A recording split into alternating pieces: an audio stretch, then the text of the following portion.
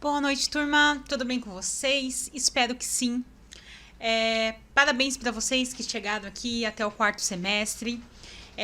Eu sei que não foi fácil, né? Foi períodos aí bem difíceis devido à pandemia. A gente está tendo que, né, tendo aulas, né, à distância.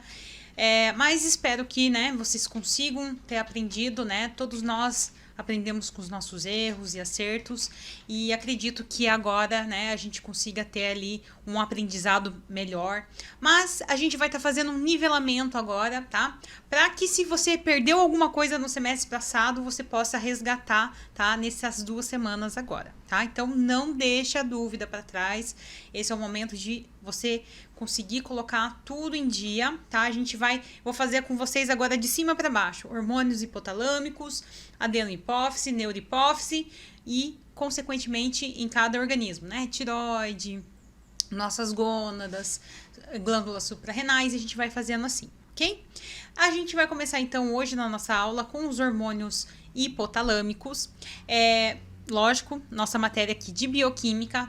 Então, o nosso hipotálamo também vai ter uma divisão como hipotálamo anterior e hipotálamo posterior, tá? Na parte ali anterior, nós vamos ter ali o núcleo paraventricular, tem a produção da ocitocina e do ADH. Nós temos no núcleo supraóptico também a produção do ADH e ocitocina. Na área preótica medial, vai estar relacionado com a baixa frequência cardíaca e baixa pressão sanguínea. Na área preótica posterior e hipotalâmica anterior, nós vamos estar vendo, né, a parte ali responsável por regular temperatura, relacionado ao cansaço, à sudorese. Na parte posterior, nós vamos ter o hipotálamo posterior, que vai estar relacionado ao aumento à pressão sanguínea, medríase, tremedeira, tá? No núcleo dorsomedial, nós vamos estar vendo a estimulação gastrointestinal. No núcleo paraformical, nós vamos estar vendo relacionado ao centro da fome, centro da raiva, aumento da pressão sanguínea. No núcleo ventromedial, nós vamos estar vendo o centro da saciedade. No corpo mamilar, nós vamos estar vendo a parte responsável pelo reflexo da alimentação, tá? Então, cada parte, cada cantinho desse hipotálamo vai ter uma produção, uma parte relacionada a um hormônio específico, a uma função específica no nosso organismo. Então, a gente vai conseguir determinar, né, que nesse hipotálamo a gente vai ter uma produção de determinados hormônios, né? A gente sempre falava lá quando a gente estudava na neurohipófise, que para esse hormônio ser produzido, por exemplo, para o hormônio do TSH ser produzido, ele precisa de um hormônio estimulador. Ele precisa de um hormônio estimulador. Cansaram de ouvir esse hormônio estimulador, né? E esses hormônios estimuladores vão ser produzidos lá no hipotálamo. Só que a gente também não tinha visto que o hipotálamo também é responsável por produzir hormônios inibidores. Então, assim como ele vai produzir hormônios que vão estimular a produção de determinados hormônios, ele também vai funcionar para produzir hormônios inibidores, para falar, chega, não precisa mais desse hormônio, então vamos produzir o hormônio X para bloquear a produção do hormônio Y. Mas nem todos os hormônios vão ter hormônios inibidores. Então, por exemplo, eu tenho lá GHRH, tá? Que vai ser o hormônio ali do crescimento. Esse hormônio, ele vai ter um hormônio inibidor, que é o GHRIH, tá? Então, ele vai ter a produção de um hormônio que vai inibir a produção do hormônio GHRH, que é o hormônio, né, que vai estimular a produção do hormônio GH, que é o hormônio responsável pelo crescimento, tá? Que vai atuar em todas as células ali do nosso organismo. Só que nós também vamos ter alguns hormônios que não vão ter esses hormônios inibidores. E eles vão trabalhar como feedback negativo. Lembra lá que a gente tem então o quê? Por exemplo, o nosso TRH, que é produzido lá no hipotálamo, ele vai chegar até a nossa adenohipófise e vai falar o quê? Vamos produzir o quê? Vamos produzir o TSH. O TSH vai ser produzido e secretado pela nossa adenohipófise, tá? E ela vai chegar até a nossa... o TSH vai chegar até a nossa glândula tiroidiana.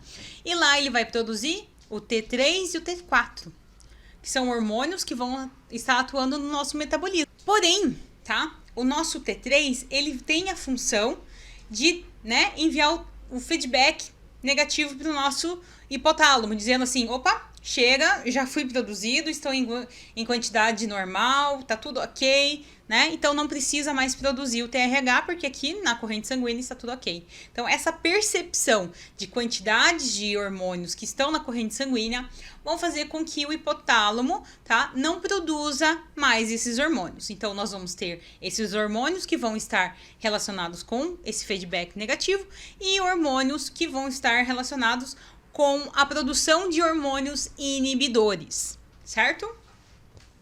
Então, nós vamos ter aqui o GnRH, que vai ser o hormônio liberador de gonadotrofinas, que são lá os hormônios FSH e LH, que vão estar, né, atuando sobre as nossas gônadas, ovários e testículos.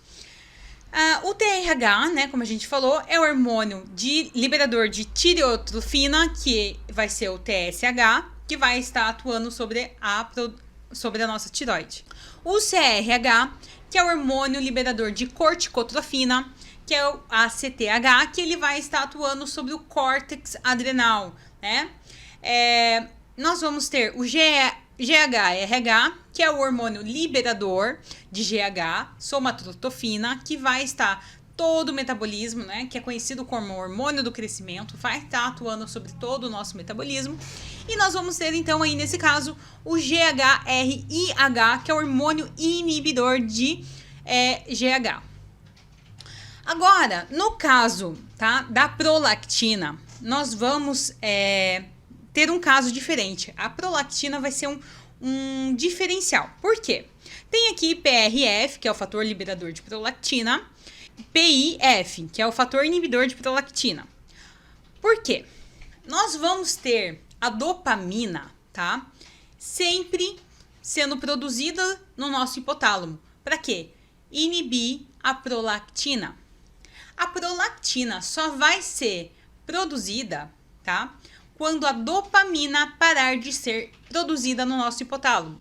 E isso vai ocorrer quando o nosso organismo, tá, perceber que há necessidade da prolactina de estar sendo produzida no nosso organismo. Por exemplo, uma mãe, né, gestante ali precisa estar próxima ali a ganhar luz, já dependendo do organismo da mulher, já pode ser produzido, ou, né, tá naquele processo de sucção de amamentação, vai ter essa parada de produção da dopamina para que essa prolactina seja secretada, tá?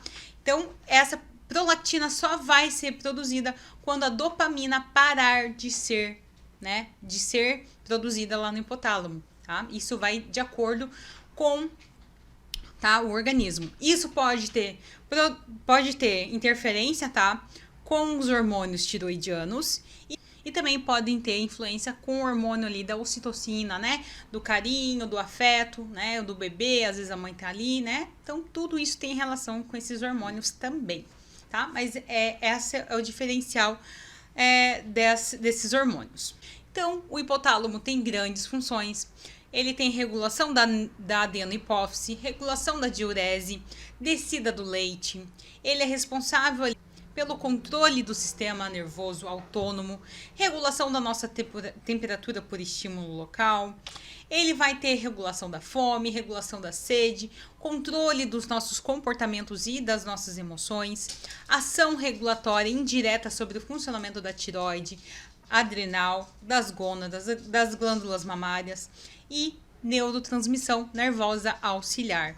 Então a gente pode ver como esse hipotálamo tem uma grande função no nosso organismo. Sem hormônios, a gente tem uma desregulação comportamental, né, grotesca. Nosso funcionamento dos nossos organismos não teria, né, como funcionar sem os hormônios. Então, a função do hipotálamo ter um funcionamento correto é importantíssimo para a nossa saúde, para o desenvolvimento e funcionamento dos nossos organismos, tá?